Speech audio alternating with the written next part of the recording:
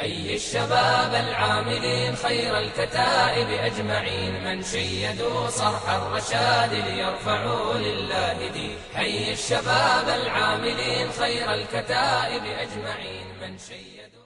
لیکن یہ تو بالکل واضح ہے، صرف ترجمے سے پتہ چل رہا ہے. یہ جو میں نے پہلے آیت پڑھی یہ تو بتانا پڑے گا کہ ہماری تعریف ہو رہی. یہ تو اللہ واضح کہہ رہا ہے کنتم خیر امت، تم سب سے بہترین امت ہو. اس میں کوئی چھپی ہوئی بات ہی نہیں جس کو ایسے واضح کرنا پڑے. بڑے اچھے ہو، بڑے اچھے ہو، سب سے اچھے ہو. اور آدمی تو اپنی اچھائی چھوٹے پن سے چاہتا ہے. ہر آدمی چاہتا ہے میں اچھا نہ ہوں. میرے دو بھتیجے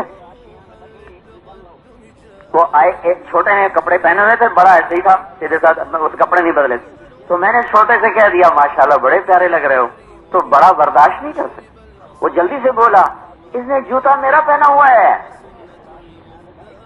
آپ نے اس کی تعریف کیسے کر دی؟ میری کرنی تھی، جوتا میرا پہنا ہوا ہے.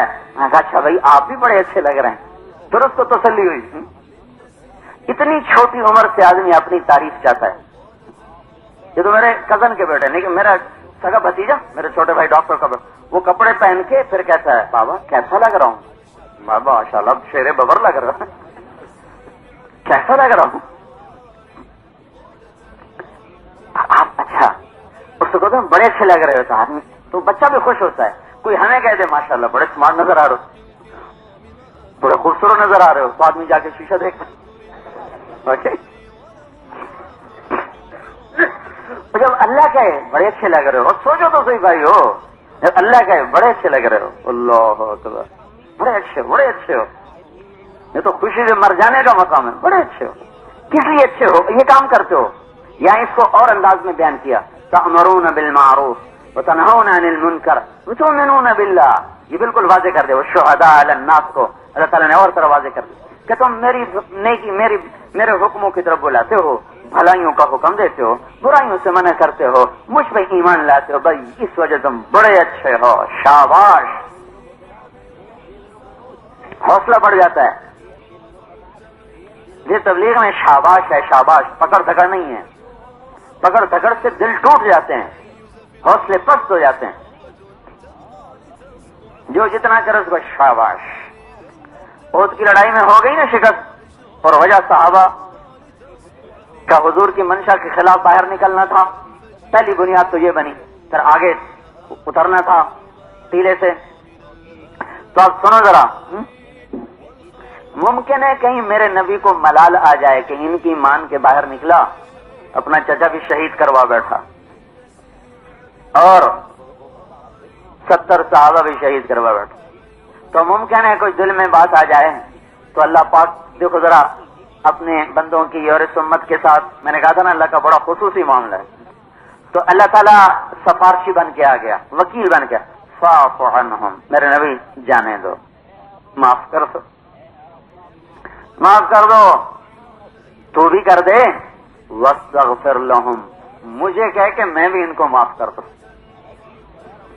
یہ شاباشی تو ہے.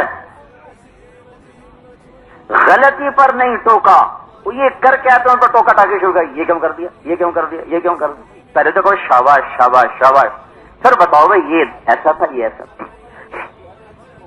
اللہ تعالیٰ نے اپنے نبی کو تنبیہ فرمائی، پر پہلے معافی کا اعلان کیا، پھر تنبیہ فرمائی. منافقین کو آپ چھٹی دے رہے تھے، اللہ کو پسند نہیں آیا، لیکن اللہ نے پہلے کہا عفا اللہ عنک، اللہ نے آپ کو معاف کر دیا. لما اذنت لهم، یہ آپ نے اجازت کیوں دی؟ دیکھ رہے ہو، شفقت و محبت. تنقید تو زہر قاتل ہے. چھوٹا بچے سے لے کر بڑا تک تنقید نہیں سہ سکتا. شاباش، جس پہ لانا ہے اس کے فضائل سناؤ، جو کر چکا ہے اس پر شاباش دو. یہ نبوت والا طرز ہے. اس سے محبت پیدا ہوتی ہے، الفت پیدا ہوتی ہے. تو اتنا بڑا حادثہ ہوا، اللہ سفارشی بن کے کوئی بات نہیں، فاعف عنہم، جانے دیجیے. واستغفر لہم، مجھے کہیے میں بھی ان کو معاف کروں. وشاورہم فی الامر، کام ان سے لیتے رہنا ہے، مشورے ان سے کرتے رہنے ہیں. یہ نہیں کہ بائندہ آپ ان سے مشورہ نہیں چھوڑ دیں. تو بھائیو یہ جو تبلیغ کا کام ہے نا، یہ شہداء علی الناس اپنے منصب پر آنے کی محنت ہے. ہمیں نے تو جا کے لوگوں کو بتانا تھا، تو ہمیں تو یہ اللہ نے ہمیں عطا فرمایا یہ کام. کوئی تبلیغی جماعت نے تھوڑا دیا ہے، یہ تو اللہ ان کا بھلا کرے. یہ ہمارے محسن ہیں، انہوں نے میں یاد دہانی کروا دی، بھولا سبق یاد کروا دی. ہم تو بھولے پڑے تھے. وہ پرے بخور بشاہی جو پلا ہو کر گسوں میں، اسے کیا خبر کہ کیا ہے رہو رسم شاہ بازی. ہم لوگ فیصلہ آباد کے بازاروں میں گم ہو گئے تھے. کمانا کمانا کمانا، اور پھر کماتے ہی چلے جانا، روز ہی کمانا. میں تو کبھی کبھی تاجروں سے کہتا ہوں یار تم تو روز ہی کماتے ہو، پتہ نہیں کیا. بس ہم تو 6 مہینے بعد فصل آتی ہے، اس کا آمد سے پہلے خرچے ہم کے یہ بیٹھے ہوتے. ہم تو خالی کرا کے ادھر سے پیسے لے کر آگے آڑتیوں کو دے لاؤ بھائی جاؤ، 7.5 بوجھے مڑ دے لیتے. یہ روز ہی کما رہے، روز ہی کما رہے. ابھی کچھ آخرت بھی کمائی بھی تو کرو بھائی. تکونوا شہداء علی الناس، اپنے منصب پر آؤ جو اللہ نے ہمیں عطا فرمایا ہے. ایک تو اللہ ہماری تعریف فرما رہا ہے، پھر ہمارے نبی کو ہماری صفائی کے لیے بلا رہا ہے کہ میرا نبی صفائی پیش کر رہا ہے کہ یہ امت صحیح ہے، لہذا اس کی گواہی قبول، اس کی گواہی قبول. تو ساری دنیا کے انسانوں کو یہ بتانا کہ اللہ ہے، موجود ہے، اور ایک ہی راہبر اور ہادی اور رہنما ہے، باقی کسی کے پیچھے چل کے منزل نہیں ملے گی. اب صرف اللہ کے رسول کے پیچھے چل کے منزل ملے گی. وہی ہادی ہے، وہی راہبر ہے، وہی رہنما ہے سارے رسولوں سے، جس کو اللہ نے رسولوں کا سردار بنا. انا نبی الانبیاء، چل میرا بھائی بات ہی ختم کر، میں نبیوں کا بھی نبی ہوں. تو ہم ان کے پیچھے چلیں جنہوں نے آ کر پہلی کتابیں منسوخ کر دی، جس کی کتاب نے پہلی کتابیں ختم کر دی، جس کی نبوت نے سارے نبیوں کی نبوت کو ختم کر دیا. اب تو پہلے نبیوں کے طریقے نہیں چل سکتے، تو بھائیو کافروں کے طریقوں پر چلنے سے کیسے منزل ملے گی. تو یہ ہم پوری دنیا کو بطور گواہ پیش ہوئے ہیں کہ اب منزل ایک کے پیچھے چل کر ملے گی، وہ ہے محمد صلی اللہ تعالی علیہ وسلم کی ذات، جس کی گواہی بھیڑیوں نے دی، جانوروں نے دی، درختوں نے دی. عہد کی لڑائی ہو رہی، پہاڑ کے پیچھے ایک چرواہا بکریاں چرا رہا، بھیڑیے نے حملہ کیا، بکری کو چھپٹا مارا، اس نے آگے بڑھ کے لاٹھی مار کے بکری کو چھڑا لیا. تو ایسے بیٹھ گیا کہ تم اللہ کا دیا ہوا رزق مجھ سے چھینتا ہے. عربی میں بولا، اس پر کب کبھی تاروی واہ عجب عجب، بھیڑیے بولتے ہیں. وہ کہنے لگا عجب من ذالک، تمہیں اس سے عجیب بات نہ بتاؤں. کہ وہ کیا؟ کہ جاؤ ادھر پہاڑ کے پیچھے محمد صلی اللہ علیہ وسلم جنت کی دعوت دے رہے ہیں.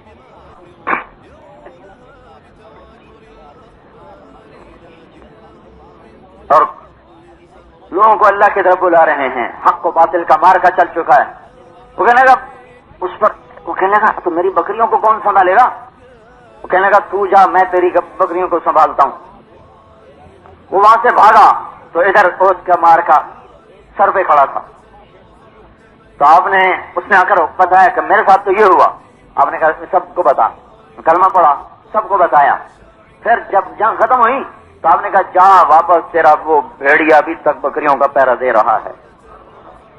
جب وہ واپس آیا تو بکریاں تو بیچاری سہمی دبکی کھڑی، جس کا بکریوں کا جب بھیڑیا سر پہ کھڑو تو ساری بیچاری کھڑی، اور وہ ایسے آرام سے بیٹھا ہوا، اس نے ایک کو ہاتھ نہیں لگایا. ایسا اونچا رسول ہمیں اللہ نے عطا فرمایا. پھر اس نے اس کے لیے بکری ذبح کی، کہا بھائی یہ تیرا تحفہ ہے، اب کھا.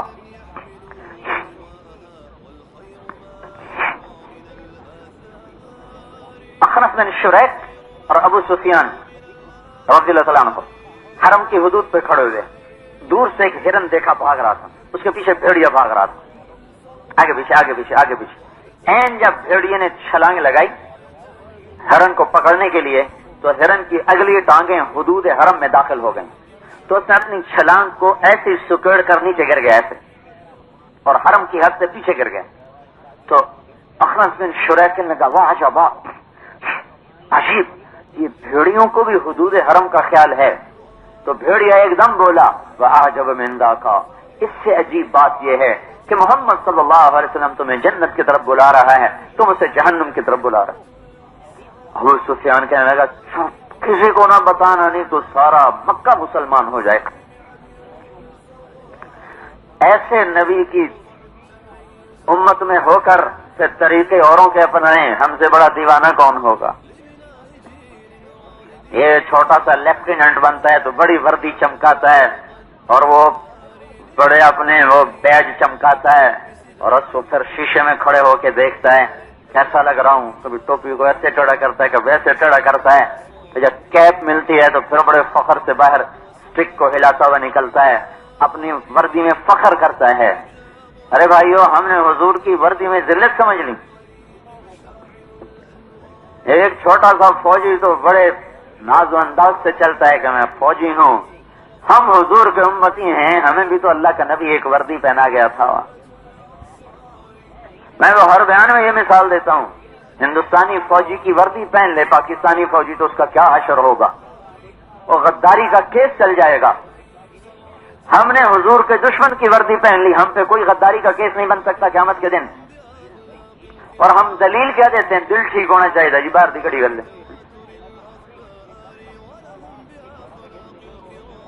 اگر یہ سپاہی کہے جناب میرا دل ٹھیک ہے، دیکھ لو بالکل سچا پاکستانی، میری وردی نو تو جی گل کر دے، چھوڑو وردی نو، وردی بھی کہڑی گل ہے جڑی مرضی پا لو، نہیں وہ وردی بھی کہڑی گل جڑی مرضی پا لو ہوگا، وہ بیچارے پر تو غداری کا کیس بن جائے گا۔ تو ہم پہ غداری کا کیس نہیں بن سکتا قیامت کے دن کہ تو کس وردی میں میرے پاس آیا ہے۔ ہمیں ساری دنیا کو یہ خبر دینی ہے کہ ہمیں ایسا عالی شان رسول ملا، دنیا اور آخرت کی سرداریاں لے کر آئے۔ اس یا ابا سفیان جئتکم بکرامت الدنیا والآخرہ، مان لو میری ابو سفیان، دنیا بھی تمہاری ہے آخرت بھی تمہاری ہے۔ تحر و بر پر آپ کی نبوت کی مہر لگا دی اللہ تبارک و تعالی۔ جس کو گود میں عباس رضی اللہ تعالیٰ عنہ مسلمان ہوئے، پھر کہنے لگے مجھے پتا تھا آپ کی بڑی اونچی شان ہوگی۔ ہم نے کہا وہ کیسے؟ کہا آپ بچے تھے، بچے چھوٹے بچے، چارپائی پر لیٹے ہوئے، اوپر چاند چمک رہا تھا، تو آپ ہاتھ کی حرکت جیسے بچہ ایسے ہاتھ ہلاتا ہے کہ جب بھی آپ کا ہاتھ دائیں جاتا تو چاند دائیں مڑ جاتا، آپ کا ہاتھ یوں ہوتا تو چاند یوں ہو جاتا، آپ کے ہاتھ کی حرکت سے چاند یوں یوں ہو رہا تھا۔ صاحب نے بات بتائی وہ کیا ہو رہا تھا؟ کیا ہو رہا تھا؟ کہ کان القمر یناغینی ویحاکینی ویمنعنی من البکاء، وہ تو چاند مجھ سے کھیلتا تھا، مجھ سے باتیں کرتا تھا، مجھے لوریاں دیتا تھا، مجھے رونے سے روکتا تھا۔ ہاں، جس کو چاند اتر کے لوریاں دے پنگھوڑے میں، جس کے لیے بلندیاں پست ہو گئیں، وہ اتنا اونچا گیا کہ بلندیاں بھی اس کے سامنے پست ہو گئیں، ہم اس کو چھوڑ کے کہاں بلندی میں جانا چاہتے ہیں؟ مغرب کے پیچھے ایک بات تو بتاؤ بھائیو، مغرب میں تو جا کے سورج بھی اندھا ہو جاتا ہے، آپ مغرب میں کیا روشنی تلاش کرنا چاہتے ہیں؟ آپ اللہ کے قانون میں غور نہیں فرما رہے کہ مشرق ابھرنے کی جگہ ہے، مغرب ڈوبنے کی جگہ ہے۔ آپ مغربی تہذیب میں جا کے کہاں تیرنا چاہتے ہیں اور کہاں ابھرنا چاہتے ہیں؟ مشرق اجالوں کی جگہ ہے، مغرب اندھیروں کی جگہ ہے، مشرق روشنیوں کی جگہ ہے اور مغرب ظلمتوں کی جگہ ہے، مغرب وہ اندھیرا غار ہے، مغرب وہ خوفناک ظلمت ہے، وہ کالی ڈائن ہے جس نے اپنے پھندے اس طرح پھیلائے ہوئے ہیں کہ وہاں جا کر سورج چمکتا چراغ بھی اندھا ہو جاتا ہے، بے نور ہو جاتا ہے، روشنی کھو بیٹھتا ہے، پیلا پڑ جاتا ہے، نیلا پڑ جاتا ہے، کالا ہو جاتا ہے اور پھر ٹوٹ کے ڈوب کے مر جاتا ہے۔ جہاں سورج بھی گر جائے، جہاں سورج کو بھی زوال آ جائے، جہاں سورج بھی اندھا ہو جائے، یہ ہماری نسل مغرب کے پیچھے چل کے کون سی بلندیاں دیکھنا چاہتی ہے؟ آپ دیکھتے نہیں اللہ نے ہمارے نبی کو مشرق وسطیٰ، ایک ہے مشرق کا بھی درمیان جس کو کہتے ہیں مڈل ایسٹ، ایک ہے مشرق بعید، مشرق وسطیٰ، ہم مشرق بعید میں ہیں، ہم لوگ، ہمارے ملک پاکستان سے لے کر انڈونیشیا تک مشرق بعید، اور ہمارے نبی پاک آئے مشرق وسطیٰ، مشرق کے درمیان میں پیدا کیے گئے. مکہ جو ویسے بھی ساری دنیا کا مرکز، مشرق وسطی میں اللہ نے اپنے نبی کا سورج چمکایا. تو ہم سورج گھر میں اور بھاگے جا رہے ہیں مغرب کے پیچھے، وہاں تو سورج کچھ نہیں دکھا سکتا. آپ ٹارچ مار کے کیا دیکھنا چاہتے ہیں؟ ہمارے دانشور نہیں ہیں. مغرب کے نقالی کرنا بھی کوئی دانشوری. یہ مرعوب ذہن ہے، مرعوب غلام ذہن ہے. 4 سال کا بچہ ٹائی گلے میں لٹکا کے اسکول جا رہا ہے. اس سے بڑی غلامی کی لعنت اور کیا ہوگی؟ کہ ابھی تک ہم نے غلامی کا جوا اپنے گلے سے نہیں اتارا. تو پہلے غلاموں کا ایک لباس ہوتا تھا، گلے میں توق ہوتا تھا، غلام ہے. ہم نے توق کو ہم نے فیشن بنا دیا، فیشن بن گیا. یہ غلام بیمار ذہنیت ہے، بیمار ذہنیت. جیسے بیمار کی سوچ بھی بیمار ہو جاتی ہے، غلام کی سوچ بھی غلام ہو جاتی ہے. 100 برس کی غلامی نے ہمیں ایسا غلام بنایا کہ اتنے عظیم ہستی کہ جس کے سامنے بلندیاں پست ہو گئی، عرش جس کے سامنے پیچھے رہ گیا. سوچو تو صحیح اس کی پرواز کو، جس کے سامنے عرش بھی اس کی گرد دیکھتا رہ گیا. نور کے اوپر 70,000 پردے بھی جس کے سامنے پیچھے رہ گئے اور اللہ سامنے آ گیا. اسی کے طریقے چھوڑ کر پتہ نہیں کون سی بلندی دیکھنا چاہتے ہیں. مغرب ابھرنے کی جگہ نہیں. 4 دن چاند ادھر سے نکلتا ہے، پھر اللہ کے سامنے آج عالم مر گئے نا، دھیروں نے مجھے برباد کر دیا. مجھے بھی مشرق میں پہنچا، 6 دن مغرب میں مشرق میں پہنچا.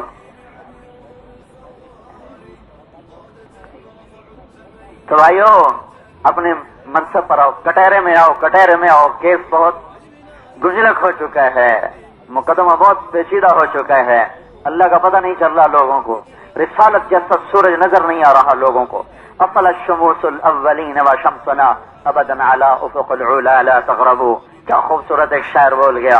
ہر نبی کا سورج طلوع ہوا اور غروب ہوا. ہمارے نبی کا جو سورج طلوع ہوا ہے اس سے قیامت کا جھٹکا بھی غروب نہیں کر سکتا. یہ ہماری گواہی ہے، ہمیں اس کو گواہ بن کر پیش ہوں. حال اللہ ہماری اسی کام پہ تعریف کر رہا. بڑے اچھے لوگ ہیں، بڑے اچھے لوگ. ہم نے یہ لوگوں کو بتانا ہے، گواہی دینی ہے کہ دنیا فانی ہے اور جنت باقی ہے. دنیا فانی ہے، اس کی قید فانی، اس کی سزا وقتی. جہنم کی سزا ابدی، یہاں کی لذت وقتی. جنت کی لذت ابدی، یہاں کا دکھ وقتی. اور دوزخ کا دکھ ابدی، یہاں کی راحت مختصر اور وہاں کی راحت ابدی. یہ گواہی ہم نے دینی ہے. یہ دھوکے کا گھر ہے، دار الغرور. یہ مچھر کا پر ہے، لا تصابی جناح بعود. یہ مکڑی کا جال ہے، کبیت العنکبوت. یہ دھوکے کا گھر ہے، کسراب بقیعہ یحسبہ الظمآن ماء. اس نے کسی کے ساتھ وفا نہیں کی. تلک الایام نداولها بین الناس. یہ کسی کی وفادار نہیں. یہ محبتیں بدلتی ہے، وفائیں بدلتی ہے. دیکھتے دیکھتے نظریں پھیر جاتی ہے، آنکھوں کے سامنے دوسرے کی گود میں جا کے بیٹھ جاتی ہے. یہ وہ مکار بڑھیا ہے. یہ اس کے ہم گواہ ہیں، یہ ہمارے ذمہ ہے. گواہی دو. لعب ولہو وزینۃ وتفاخر بینکم وتکاثر فی الاموال والاولاد. اس کے ہم گواہ ہیں کہ یہ کھیل ہے، تماشا ہے، دوڑ ہے پیسے کی. احمقانہ چکر ہے مال کا، احمقانہ پھیر ہے مال کا. چھوڑ چھاڑ کے لوگ اٹھ جاتے ہیں، جنازے اٹھ جاتے ہیں. تو کہ حرص و ہوس کو چھوڑ میاں، مت دیس بدیس پھرے مارا. قذاق اجل کا لوٹے ہے، دن رات بجا کر نقارا. کیا بدیا بھینسا بیل شتر، کیا گونی پلہ سر بھارا. کیا گیہوں چاول موٹھ مٹر، کیا آگ دھواں اور انگارا. سب ٹھاٹ پڑا رہ جائے گا جب لاد چلے گا بنجارا. یہ ہماری گواہی ہے. شہداء ہم گواہ کھڑے ہوئے ہیں، ساری دنیا کو بتا رہے ہیں. فیصلہ آباد اصل نہیں، یہاں کے گھر اصل نہیں، یہاں کی گھاس، یہاں کے پارک، یہاں کے مرغزار، یہاں کی آبشاریں، یہاں کی جھیلیں اور دریا، پہاڑ ہوں سرب فلک، چوٹیاں، سفید پوش، سبز پوش، سیاہ پوش، پھیلے ہوئے میدان، بکھری ہوئی وادیاں، بہتے ہوئے دریا، جھرنے سے نکلتا ہوا چشمہ. یہ سب دھوکہ ہے، دھوکہ ہے، دھوکہ ہے، فریب ہے، فریب ہے. وَلَنِعْمَ دَارُ الْمُتَّقِينَ وَلَنِعْمَ دَارُ الْمُتَّقِينَ وَلَدَارُ الْآخِرَةِ خَيْرٌ. ہماری گواہی ولدار الآخرت خیر، یہ آج بھی آج تلاوت میں آئی تھی، ولدار الآخرت خیر، آخرت کا گھر بڑا ہی خوبصورت، بڑا ہی اچھا، ولنعم دار المتقین، کیا کہنے تقوی والوں کے گھر کے، کیا کہنے تقوی والوں کے گھر کے، ولاجر الآخرت اکبر، آخرت کا اجر زبردست زبردست۔ اللہ نے 6 دن میں دنیا بنائی، صرف دنیا نہیں، زمین نہیں، 6 دن میں زمینیں، سیارے، سورج، چاند، ستارے، عرش، فرش، لوح، قلم، کرسی، جنت اور جہنم، 6 دن میں، یہ سارا نظام 6 دن میں، زمین آسمان، جنت جہنم کے بارے میں نہیں کچھ کہہ سکتا، زمین آسمان اور یہ کائناتی نظام 6 دن میں، 6 دن میں بنا کر ایک اینٹ اوپر زیادہ نہیں لگائی، ایک اینٹ کا اضافہ نہیں کیا، ایک اینٹ کا اضافہ نہیں کیا، اور پھر یہ کتنی خوبصورت نظر آتی، یہاں کے مناظر کتنے خوبصورت، یہاں کے پہاڑ، یہاں کی وادیاں، یہاں کے دریا، یہاں کی نہریں، پرندوں کی ڈاریں، ڈوبتا سورج، چلتی ہوا، آتی ہوئی بہار، کھلتے ہوئے پھول، چٹکتے ہوئی کلیاں، کیسی خوبصورت نظر آتی، کتنا آدمی کا دل کھنچتا ہے۔ یہ 6 دن کا سودا ہے۔ اللہ تعالیٰ نے جنت کو بنایا، پتہ نہیں کتنے دن میں بنایا، لیکن اس میں مٹی نہیں، گارا نہیں، لوہا نہیں، تانبا نہیں، پیتل نہیں، اس میں سونا ہے، چاندی ہے، مشک ہے، عنبر ہے، زعفران ہے، اور زمرد ہے، یاقوت ہے، موتی ہیں، اور اس سب سے بڑھ کر اللہ کا نور ہے اس کے اندر، اللہ کا نور ہے اس کے اندر۔ اس کو بنایا، اس میں سے جنت الفردوس کو اپنے ہاتھوں سے بنایا، جنت الفردوس کو اپنے ہاتھوں سے بنایا۔ اب ایک گھر کا نقشہ بنتا ہے، بنانے والا انسان، اس کا سال لگا، 2 سال لگے، یوں کرو، اچھا جی ہو گیا۔ اس کا میٹیریل گارا، مٹی، زیادہ کسی نے زور لگایا تو سنگ مرمر کی ٹائلیں لگا لی، یا کوئی ماسٹر ٹائل کی ٹائلیں لگا لی۔ وہ دن تو گئے جب بادشاہوں پورے کا پورا سنگ مرمر کا محل ہوتا تھا، ٹائلیں نہیں ہوتی تھی، پورا محل ہی سنگ مرمر، سفید پتھر کے پلر اردن میں نے دیکھے، ایسے لمبے لمبے ستون، ایک پتھر سنگ مرمر، ایک ہی مرمر کا ایک ہی ستون، وہ نہیں تھی اس پر ٹائلیں، پورا ستون۔ پھر نیچے جو لگی ہوئی تھے بڑی بڑی، اتنی بڑی بڑی ٹائلیں، اتنی بڑی بڑی اینٹیں، وہ بھی ساری سفید مرمر کی، ایسے۔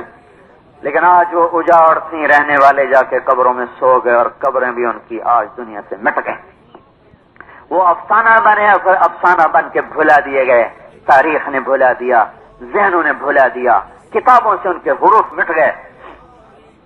جنت کو بنایا، پہلے گھر بنایا، ایک اینٹ موتی کی، ایک یاقوت کی، ایک زمرد کی۔ اب میٹیریل دیکھ لیا، مشک کا گارا، زعفران کی گھاس، موتیوں کے راستے، نیچے دودھ کی نہر، شہد کی نہر، شراب کی نہر، پانی کی نہر، ادھر بہتے چشمے، ادھر ابلتے چشمے۔ اس پر جو چھت کو لگایا تو اپنے عرش کو لگایا، عرش کو، پھر اس میں پردے لٹکائے، فرش بچھائے، مسیریاں بچھائیں، ان میں خوبصورت ساری پینٹنگ، یہ تو میں اپنے الفاظ سے کہہ رہا ہوں نا، ہوگا تو پتہ نہیں کیسا، یہ سب اللہ نے اپنے ہاتھوں سے ڈیزائن کیا، ہاتھوں سے تعمیر کیا، کیسے؟ جیسے اللہ کی شان ہے، اس کی کوئی تعویل نہیں کی جا سکتی، جیسے اللہ کی شان ہے۔ اچھا، ایک دفعہ بنانے کے بعد اب اس میں اللہ نے آپ کے لیے بیویوں کو بٹھایا، خوبصورت لڑکیوں کو، اس کی آنکھیں بنائی، ناک بنایا، ہونٹ بنائے، دانت بنائے، ماتھا سجایا، جھومر ٹکایا، بال بنائے، کان بنائے، گردن بنائی، چھاتی بنائی، پیٹ بنایا، سینہ بنایا، کمر کو بنایا، بازوؤں کو بنایا، ٹانگوں کو بنایا، انگلیوں کو بنایا، پوروں کو بنایا، اور اپنے ہاتھوں سے یہ ذہن میں رہے کہ اللہ اپنے ہاتھوں سے بنا رہا ہے، ہاتھوں سے بنا رہا ہے۔ پھر اس میں اپنے نور کی تجلی کو داخل فرمایا۔ اب بتاؤ یہ کیا شاہکار بنا ہوگا۔ پھر صرف بنانے کے بعد 6 دن والا قصہ نہیں، جنت الفردوس کو بنایا، اس کی حوروں کو، اس کے درختوں کو، اس کے پانیوں کو، اس کی نہروں کو، اس کے چشموں کو، اس کے گھروں کو، اس کی اینٹوں کو، اس کے غلاموں کو، اس کے حوروں کو، اس کے پرندوں کو، اس کے جانوروں کو، اس کے صحرا کو، اس کے دریا کو، اس کے پہاڑوں کو، اس کی وادیوں کو، اس کی ایک ایک چیز کو ہاتھوں سے بنا کے مکمل کرنے کے بعد پھر روزانہ دن میں 5 دفعہ اسے سجاتا ہے خود۔ ایک لڑکی سیدھی سادی میک اپ والوں کے ہاتھ میں جاتی ہے، وہ عورتیں اس کو ایسا بنا دیتی ہیں کہ جیسے کوئی حور پری ہو، سارا مصنوعی کام ہوتا ہے، ذرا منہ پہ پانی پڑا سب کچھ گیا، ذرا منہ پہ پانی پڑا سب کچھ گیا۔ آپ اندازہ فرمائیں، بنانے والا اللہ، میٹیریل مشک، عنبر، زعفران، کافور، یہاں سے لے کر یہ انگوٹھے سے لے کر یہاں تک زعفران کی ملاوٹ، یہاں گھٹنے سے لے کر سینے تک مشک کی ملاوٹ، مشک سینے سے لے کر گردن تک عنبر کی ملاوٹ، گردن سے لے کر سر تک کافور کی ملاوٹ۔ پہلے تو میٹیریل سنو، پھر اس میں آب حیات ڈالا، پھر اس میں اپنے نور کی تجلی کو ڈالا، پھر اس کے لباس کو خود ڈیزائن کیا، اس کو نور کے تانے بانے سے تیار کیا۔ وہ نہیں ہے یہ دھاگا، یہ تو سوتر منڈی والے زیادہ بہتر جانے کے دھاگے کی کیا کس میں کہاں سے بنا کیسے بنا، یہ تو ان کا مسئلہ ہے، لیکن ہے تو دھاگا، اور دھاگے کا وزن ہوتا ہے، لہذا زیادہ وزنی کپڑا پہنا نہیں جاتا۔ نور کا وزن کوئی نہیں، اللہ نور پہ ڈیزائن بنائے گا، سمجھو، تانے بانے نور کے ہوں گے، نور کے سب نورانی، لہذا 100 جوڑے اللہ پہنائے گا، اور وہ 100 جوڑے 2 انگلیوں میں آ جائیں گے، اور ان کا وزن اتنا نہیں ہوگا جتنی میری یہ واسکٹ کا وزن ہے۔ اچھا، 100 جوڑے اللہ نے خود ڈیزائن کیے، پھر ان کو خود بنایا، ان کو خود سیا، پھر وہ جوڑوں کو بھی روزانہ 5 دفعہ سجا رہا ہے۔ یہاں جو ہمارے مالدار بھائی نادانی میں اپنی بیٹیوں کی شادیوں کا ایک جوڑا 1 لاکھ کا بناتے ہیں، حالانکہ یہ قیامت کے دن پکڑے جائیں گے، ان کی بیویاں کہیں گی تو میرا خامد ہی کوئی نہیں، وہ کہے گا ظالم تیرے پیچھے لگ کر تو میں نے یہ کپڑے سلوائے، تو میرا کچھ لگتا ہی کوئی نہیں، جا اپنے سر بھوگ، وہ تو یہ کہہ کر پاسے ہو جائے گی۔ اب اللہ شیخ صاحب کو پکڑے گا، بول بھائی وہ میرے منہ سے نکل گیا، چلو مجھے کہہ دو، طارق جمیل کو پکڑے گا، میرے پاس تو پیسے نہیں، میں کیسے جس نے بھی کیا، کوئی شیخ کی بات نہیں، کوئی بھی کرے، ملک صاحب کو پکڑ لیا، چودھری صاحب کو پکڑ لیا، حاجی صاحب کو پکڑ لیا، سیٹھ صاحب کو پکڑ لیا، بول بھائی یہ ₹1,00,000 جو تجھے دیے تھے اس لیے دیے تھے کہ اپنی ایک رات کے لیے تو اتنا اسراف کر دے جس میں 10 غریب بچیوں کی تو شادیاں کر سکتا تھا۔ وہ کہے گا جی میری بیوی نے کہا تھا، وہ کہا تو میرا لگتا ہی کوئی نہیں، تمہیں کیوں آ کرے، وہ تو الگ اس کی ٹھکائی ہوگی، بیگم الگ پکڑی جائے گی، میاں الگ پکڑا جائے گا۔ لیکن یہ جو 1 لاکھ کا جوڑا ہوتا ہے، یہ بس 1 رات، وہ پہننے کے قابل ہی نہیں ہوتا، وہ تو اس کو پہن کے چلنا مشکل، اسے اٹھانا مشکل، اس میں بیٹھنا مشکل، اس میں چلنا مشکل، تو پیسے کا ضیاع، پیسے کا اسراف، غریبوں کی غربت کا مذاق اڑایا جاتا ہے، سفید پوشوں کی سفید پوشی کا مذاق اڑایا جاتا ہے۔ بڑا ظلم ہے، یہ عورتیں بڑا ظلم کروا رہی، بڑا ظلم کروا رہی، 50 لاکھ روپے صرف کپڑوں پہ خرچ کر کے دے رہے ہیں، بہت ظلم عظیم ہے۔ میں جب بھی گاؤں جاتا ہوں، روز صبح نکلتا ہوں، کوئی آتا ہے جی کرایہ دیں میاں صاحب گھر آتا، کوئی آتا ہے جی منجی دے بھائی میاں صاحب دوائی دے پیسہ کوئی، میری دھی جوان بیٹھی ہے، ایک پیسہ کوئی، مہربانی کرو۔ جہاں اس قدر پستی ہو، وہاں اس قدر ظلم و ستم کی انتہا ہو، کیسے سمجھائیں، کوئی سمجھ میں نہیں آتا، کیسے بتائیں، کہاں سے وہ الفاظ لائیں جو جا کے سینے میں اتر جائیں اور یہ اپنی آخرت کو سامنے رکھ کر چلیں، کہاں سے الفاظ لائیں۔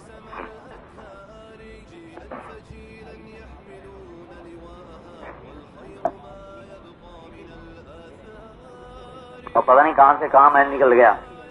میں تو یہ کہہ رہا تھا کہ یہ اتنے تکلف سے کپڑا تیار ہوتا ہے، وہ 1 رات کا ہوتا ہے، پھر وہ پڑا رہ جاتا ہے، وہ پھر مجھے اتنا غم ہوتا ہے کہ میں بے ساختہ ادھر چلنا شروع کر دیتا ہوں کہ کیا حد ہے اسراف اور ظلم کی۔ لیکن جنت کی عورت کو جو اللہ 100 ایک جوڑا نہیں ہوگا، 100 جوڑے، 100 جوڑا پہنا کر روزانہ ہر جوڑے کو 5 دفعہ سجا رہا ہے، 5 دفعہ سجا رہا ہے، 5 دفعہ، آج بھی سجایا ہے، کل بھی سجائے گا، قیامت تک جنت الفردوس کا ہر جوڑا 5 دفعہ سجے گا، ہر حور کو 5 دفعہ سجایا جا رہا ہے، سجایا جائے گا، ہر نہر کے کنارے 5 دفعہ سجائے جا رہے ہیں، درخت سجائے جا رہے ہیں، جانور سجائے جا رہے ہیں، پرندے، جس رب نے دنیا میں مور جیسا حسین بنایا وہ فردوس کے پرندے کیسے حسین بنائے گا، جس رب نے دنیا میں کوئل کو وہ حسین آواز بخشی وہ جنت کے پرندوں کو کیسی آواز دے گا، جس رب نے یہاں مرد و عورتوں کو ایسی لے بخشی، وہ رب جنت کی حور کو کیسی آواز عطا فرمائے گا؟ پھر اس کی آواز کا نکھار بھی دن میں 5 دفعہ بڑھایا جا رہا ہے، بڑھایا جا رہا ہے، بڑھایا جا رہا ہے۔ جب وہ مسکرائے گی ساری جنت مسکرائے گی، ساری جنت میں جل ترنگ ہوگا، گھنٹیاں بجیں گی، ساری جنت میں نور چمکے گا۔ یہ کیا ہوا؟ یہ کیسا نور ہے؟ پتہ چلے گا جنت کی حور مسکرائی ہے، اس کے دانتوں سے نور نکلا جس نے ساری جنت کو چمکا دیا ہے۔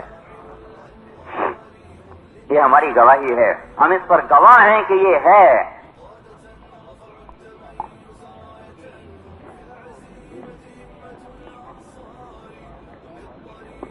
اس لیے بھائیو، ساری دنیا کے انسانوں کو جا کر بتانا، گواہ نہ لگیں تو فیصلہ کیسے ہونا ہے؟ اور گواہی پہ پیش نہ ہونا، یہ گواہی کو چھپانا کبیرہ گناہ ہے، کوئی اس کو اس کے ساتھ جوڑ کوئی نہیں، لیکن مثال کے لیے بات کر رہا ہوں، گواہی کو چھپانا کبیرہ گناہ ہے۔ اگر چھپا گیا تو قیامت کے دن پکڑا جائے گا۔ ہم نے 4 ارب کافروں سے یہ بات چھپائی ہوئی ہے کہ اللہ ایک وحدہ لا شریک ہے، محمد صلی اللہ علیہ وسلم اس کا رسول ہے، قرآن اس کی کتاب ہے، کعبہ اس کا قبلہ ہے، جنت حق ہے، جہنم حق ہے، حساب حق ہے، یہ ہم اس کے گواہ تھے۔ ہم نے جا کر یہ گواہی دینی تھی ساری دنیا کے انسانوں، ہم ہی سو گئے۔ تو اس لیے میرے بھائیوں، اپنے منصب پر آؤ، چوک میں آؤ، چوک میں۔ ہم صرف گھر بار کو سامنے رکھ کر نہیں چلتے، یہ پہلی امتوں کے کام تھے کہ اپنے گھر بار کو سامنے رکھتے تھے۔ ہمارے لیے گھر بار نمبر 2 پر ہے اور درمیان میں آ کر گواہی دینا نمبر 1 پر ہے۔ تو یہ 4 مہینے چلے کی کیا بات ہے؟ یہ تو سیکھنے کا نظام ہے۔ جیسے علم میں 8 سال کہاں پورے، ساری زندگی آدمی علم سیکھتا ہے، بلکہ ابن جوزی رحمۃ اللہ نے لکھا کہ کم از کم 40 سال تک آدمی کو علم سیکھتے رہنا چاہیے، 40 سال تک اس کو پہلے علم سیکھنا چاہیے۔ 40 سال کے بعد ہی میں کہتا ہوں اللہ کی قسم وہ ایک قطرہ بھی نہیں دے سکتی، ایک قطرہ۔ لیکن یہ 8-10 سال جو ہم نے مقرر کیے ہیں یہ استعداد پیدا کرتے ہیں، اس پر آ کر علم ختم نہیں ہو جاتا۔ یہ تو ہمارے ہاں یہ سند کا نظام چل گیا ہے، ایسی بدعت کہ وہ سند ہاتھ میں آتے کہتا اب تو میں عالم بن گیا ہوں، میں علامہ بن گیا ہوں۔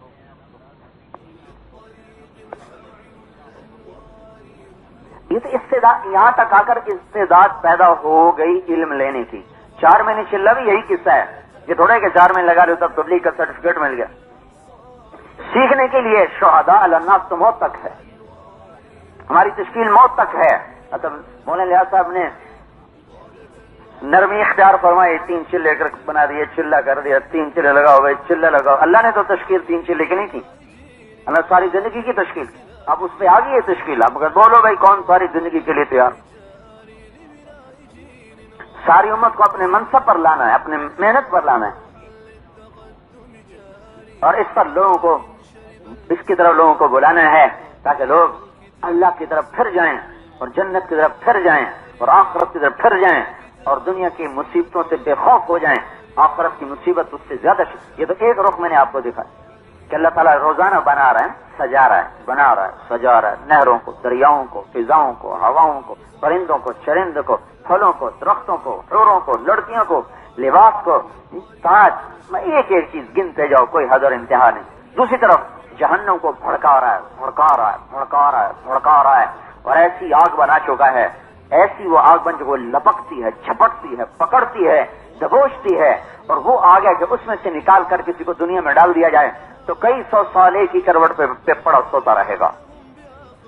سرابیلہم من قطران، آگ کی شلواریں، قطعت لہم ثیاب من نار، آگ کے کرتے، تغشی وجوہہم النار، آگ کی چادریں ان کے سروں پر، سراپا آگ بنا دیا جائے گا اور پھر آگ کے تابوتوں میں ڈالا جائے گا۔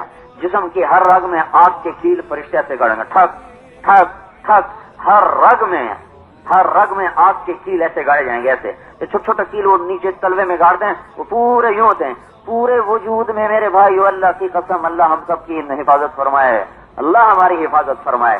ایسے ایک ایک رگ میں فرشتے آگ کے کیل گاڑ دیں گے، اور تابوت میں ڈالا، اس کی دیواریں آگ کی، نیچے پیندا آگ کا، اوپر اس کا جو ڈھکن ہے وہ بھی آگ کا ہوگا، موٹی آگ کی دیواریں، اس کے اندر اسے ڈالیں گے اور پھر اس کے دائیں بائیں جو جگہ خالی ہوگی اس میں انگارے ڈال دیں گے، پھر تابوت بند کر دیں گے، پھر اس تابوت کو جہنم کی دیواروں میں ایسے گھسا دیں گے جیسے ہم کیل کو ٹھوک دیتے ہیں، پھر ان کو اسی میں جلنا ہے اور جلنا ہے اور پھر جلنا ہی ہے۔ وما هم بخارجین من النار، کبھی نہیں نکل سکیں گے۔ اب سوچو یہ کہاں جا رہے ہیں؟ فویل للمصلین، آپ اس سمجھ کو غور کرو، اللہ کہہ رہا ہے ویل ہے کن کے لیے؟ بے نمازی کی بات نہیں ہونے لگی، نمازی فویل، ویل ویل ہے، ویل کیا بلا ہے؟ ایک تفسیر کے مطابق ویل وہ وادی ہے جس کا ایک ایک بچھو خچر کے برابر بڑا ہے۔ بچھو، ایک بچھو کتنا؟ خچر کے برابر۔ یہ کن کے لیے ہے؟ للمصلین، نمازیوں کے لیے۔ کون سے نمازی؟ الذین هم عن صلاتهم ساہون، جو نماز سے غافل ہیں، پڑھتے ہیں کبھی چھوڑتے ہیں، کبھی پڑھتے ہیں کبھی چھوڑتے ہیں، کبھی ایک پڑھتے ہیں کبھی دو پڑھتے ہیں، کبھی چار پڑھتے ہیں کبھی پانچوں پڑھتے ہیں، کبھی پانچوں ہی چھوڑ دیتے ہیں۔ یہ تو ان کے لیے ہے۔ بے نمازی تو وہ جو پڑھتا ہی نہیں۔ یہ پڑھنے والے کبھی فجر پڑھ لی، کبھی عشاء پڑھ لی، کبھی عصر پڑھ لی، کبھی ظہر پڑھ لی، کبھی پانچوں پڑھ لی، کبھی پانچوں چھوڑ دی۔ یہ تو ان کے لیے خچر جیسے بچھو پڑے ہوئے ہیں جو سجدہ ہی دینے سے عاری ہو گئے۔ ان کے ساتھ کیا ہوگا؟ یہ ہماری گواہی ہے، ہم نے یہ گواہ بن کے پیش ہونا ہے۔ اور پھر قیامت کے دن کی بھی سن لو، پھر یہ فریضہ، یہ آیت ہمیں قیامت کے دن بھی کھڑا کر دے۔ اللہ تعالیٰ نوح علیہ السلام کو بلائے گا، حل بلغت ابھی، تو نے میری بات پہنچائی تھی؟ کہیں گے یا اللہ بلغت، تو یا اللہ میں نے پہنچائی تھی۔ اللہ تعالیٰ نوح علیہ السلام کی قوم سے پوچھا، ہاں بھائی تمہیں میری بات پہنچ چکیں گے؟ کوئی نہیں، ما جاءنا من بشیر ولا نذیر، کوئی نہیں آیا۔ اللہ تعالیٰ کہیں گے ہاں بھائی نوح تیرا کوئی گواہ ہے؟ کہیں گے یا اللہ ہے۔ کا کون؟ کا امت احمد، محمد صلی اللہ علیہ وسلم کی امت میری گواہ ہے۔ اور ہماری صفائی اللہ کا رسول پہلے دے چکا ہے، دنیا میں بھی اور آخرت میں بھی ہے۔ ہاں بھائی بولو امت محمد تم گواہ ہو؟ کہ جی ہم گواہ ہیں کہ نوح علیہ السلام نے پیغام پہنچایا۔ وہ کہیں گے تم کیسے گواہ بن گئے؟ تم بعد میں، ہم پہلے تمہاری گواہی کہتے ہیں۔ اللہ کہے گا بھائی تم گواہی کیسے دے رہو؟ کہیں گے یا اللہ ہمیں تیرے رسول نے بتایا، اس پر تو نے قرآن اتارا، تو نے قرآن میں کہا۔ یہ تو میں اپنی طرف سے اضافہ کر رہا ہوں، انا ارسلنا نوحا الی قومہ، ہم گواہ ہیں کہ تیری کتاب میں تھا، تیرے محبوب نے بتایا۔ ہاں ٹھیک ہے، سچ کہتے ہیں، ہمیں تو وہاں بھی بطور گواہ کے پیش کیا جائے۔ تو بھائی چلے 4 مہینے تو سیکھنے کا کام ہے، محنت ساری زندگی کی ہے، موت تک کی ہے۔ لوگ بھٹکے پڑے، اللہ کی قسم، اللہ سے بچھڑ کر کبھی کوئی نہ چین پا سکا۔ یہ دنیاوی راستے سے کوئی ہٹ جائے، کوئی دنیاوی راستے سے ہٹ جائے نا، بھٹک جائے تو پریشان ہو جاتا ہے۔ اور جو اللہ پاک کی طرف جانے والی شاہراہ سے ہٹ جائے، بھٹک جائے، اس کا کیا حال ہوگا؟ آپ دیکھتے نہیں، راستہ آدمی بھول جائے کیسا پریشان ہو جاتا۔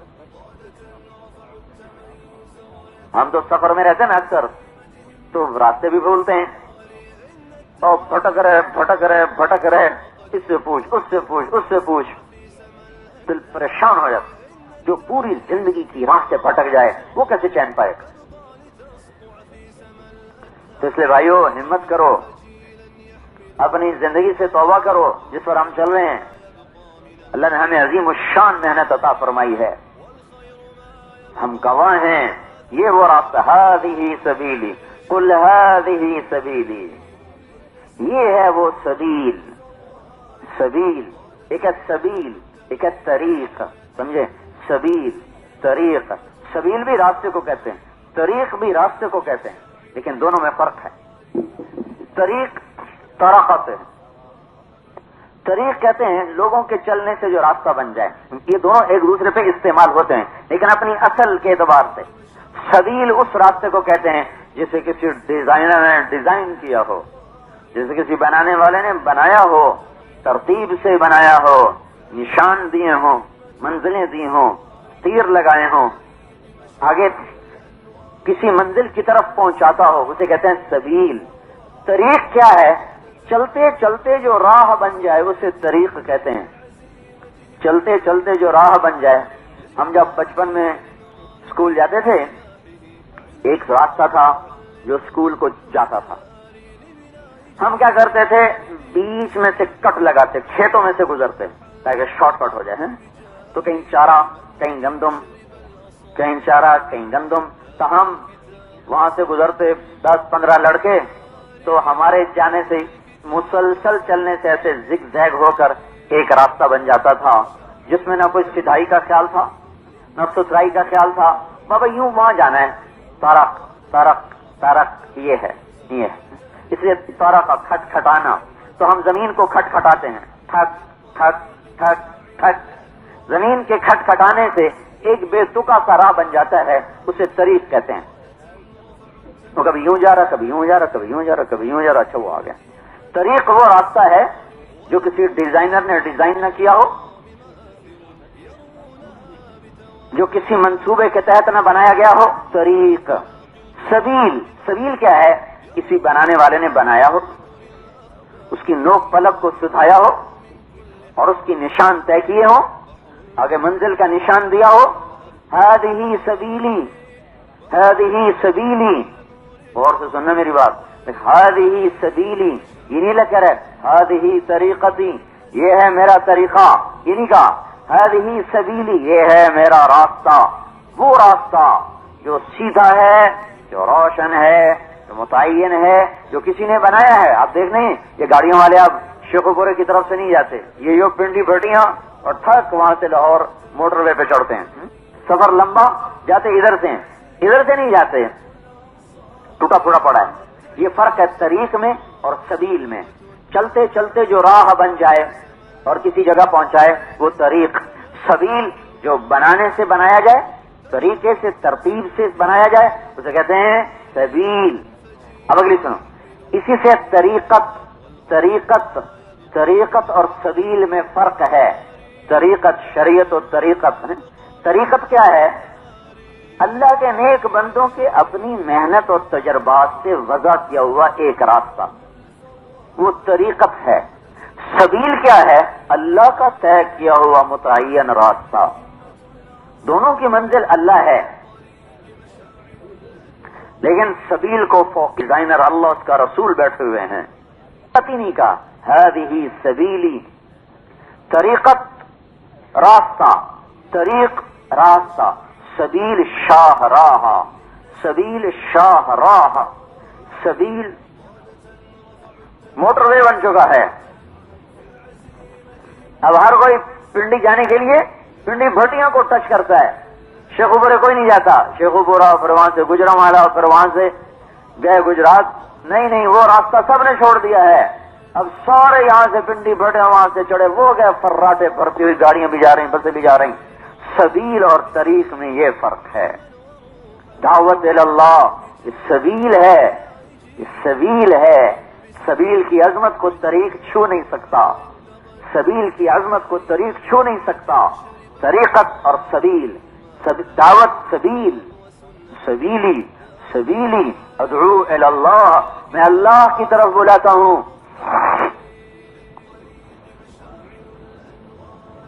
سبیل پہ آؤ بھائیو, سبیل پہ. امت دوڑے گی پھر فراٹے بھرتی ہوئی, اور دنیا میں اسلام بھی پھیلے گا, کفر مٹے گا, زندگی آسان ہوگی. آپ لوگ اپنے اصل مقام پر آؤ. ساری دنیا کا اعتدال بگڑ چکا, توازن بگڑ چکا, تو جو ہوگے اس پہ کرو توبہ.